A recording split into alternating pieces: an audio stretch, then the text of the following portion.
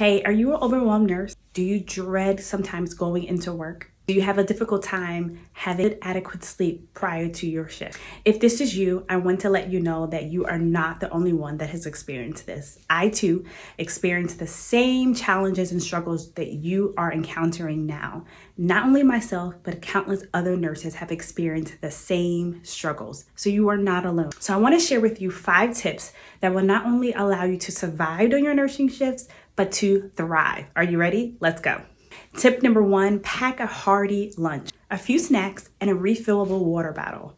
When you are going through a 12-hour shift, you need enough energy to last you the entire shift.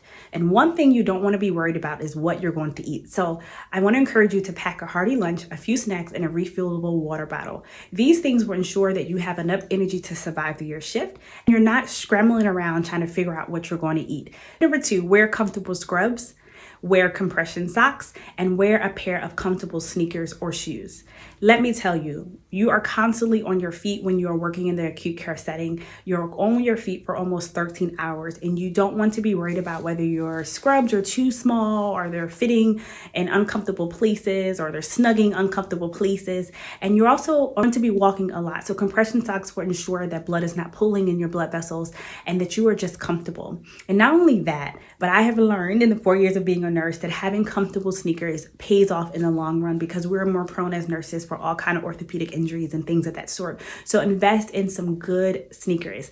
If you're like me, invest in some Hoka sneakers because let me tell you, they are the best, but any ones that make you feel comfortable. Even if you have to actually spend a little bit more money, for instance, I am a Figs and a Janu girl, and these are the same scrubs that I purchased within my first year and second year of nursing, and I still have these scrubs to this day. They do not fade. I can wash them as many times, and I invested in some good scrubs. Tip number 3, when you begin your shift, after you acquire your report from the nurse and you have physically went in and checked on your patients and did your assessment, the next thing that I want to encourage you to do is to write down all important numbers in an easy to access place. And when I say important numbers, I mean the number for your charge nurse, the number for your corresponding CNAs, the numbers for all corresponding doctors, because a lot of times your patients will have several doctors from different services if you work in a hospital like I do. So make sure you know their names and their numbers. Make sure that you have the supervisor's number because a lot of times in some cases you won't be able to access the charge nurse.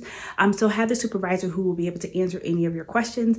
And then not only that, but know who the respiratory therapist is and how to contact them, the number for ERT and a code, and the number to your stat nurse. These numbers are all to ensure that you'll be able to adequately journey through your nursing shift without scrambling around trying to figure out numbers. And in case of emergencies, you have all these numbers. If you want to follow my example, when I get to work, I actually write down all of my numbers on the back of my badge. I put it on a piece of Post-it note, I tear it off and tape it to the back of my badge.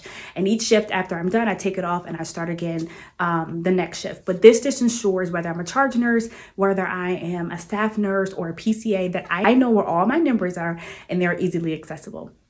Tip number 4, use smart devices to help you remember things.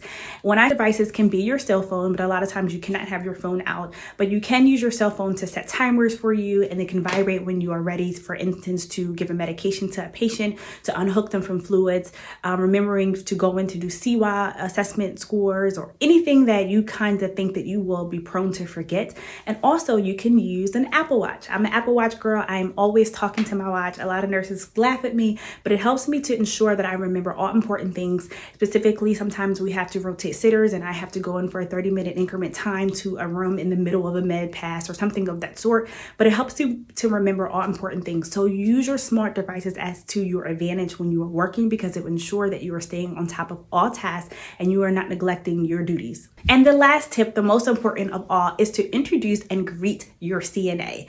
I have found that it's important to cultivate a great relationship with all CNAs that you're working with because they will ensure that you have a successful shift.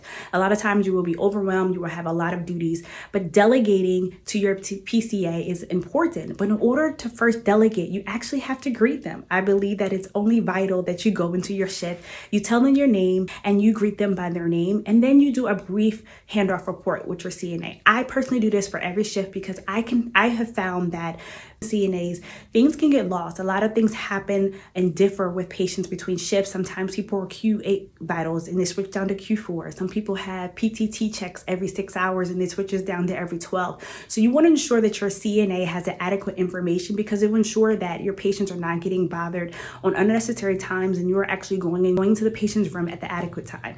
So it is important to establish a relationship with your CNA, to introduce yourself to them and allow them to tell you their name and do a brief report on all your patients. You guys, these 5 tips I implement to this day, and I've been a nurse for 4 years. And if you want to actually go into your shift and actually successfully thrive on your shift, implement these tips and let me know how they have come along for you. All right, bye you guys.